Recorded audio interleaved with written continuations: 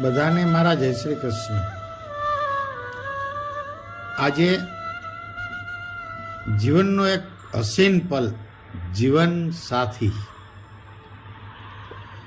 આપણને માતા પિતા પછી કોઈ સૌથી વધારે પ્રેમ કરતું હોય તો તે જીવન સાથી છે. આપણા જીવનની દરેક ક્ષણો, ચાહે ખુશીઓની હોય, દુઃખની હોય, ચિંતાની હોય કે આનંદની હોય, એ પાત્ર દિલથી એમાં સાથ આપે છે. એટલે તો એ સંબંધનું નામ જીવનસાથી છે. પોતાના કલ્પના ચિત્ર કરતા થોડું ઉતરતું પાત્ર મળ્યાનો વસવસો કદી ન રાખજો, કારણ કે સામે છેડે પણ કંઈક એવું જ સમાધાન થયું હોવાની પૂરી સંભાવના છે.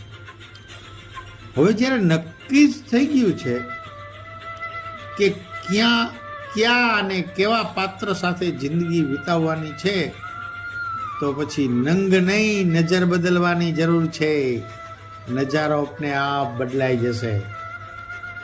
નાના મોટા દરેક પ્રસંગોએ એને આમ કરવું જોઈએ, એને બદલે મારે શું કરવું જોઈએ એ વિચારને સ્થાન આપવું જોઈએ. એ મારી ભાવના નહીં સમજે, એની જગ્યાએ એની ભાવના સમજવામાં મારી ક્યાંય કચાશ નથી ને, એવા વિચારોને જન્માવીએ. એની ખામીઓના ખાખા ખોળા કરવાને બદલે મારી ખામીઓ અને ખૂબીઓ સાથે એને મારો સ્વીકાર છે, તો હવે મારી શું ફરજ છે, આ વિચારને જો સ્થાન આપીએ ને, મિત્રો વિશ્વાસ રાખજો, આ જગતમાં સર્વશ્રેષ્ઠ લાઈફ પાર્ટનર આપણી પાસે જ હશે. અને હર પલને ખુશીની પલ બનાવી દેનાર સોફ્ટવેરનું નામ છે વિશ્વાસ અને અહેસાસ.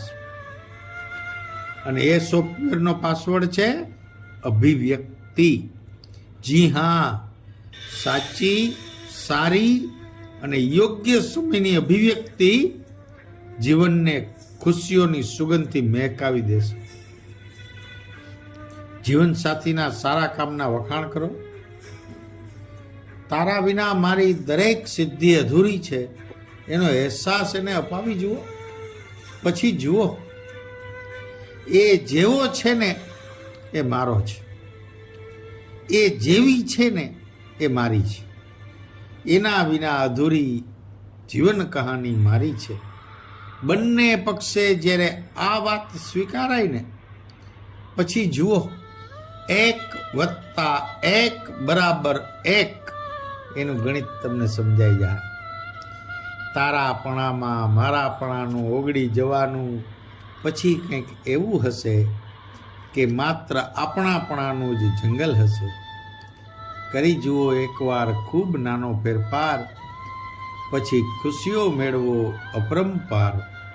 વાત નિત પ્રકાશની.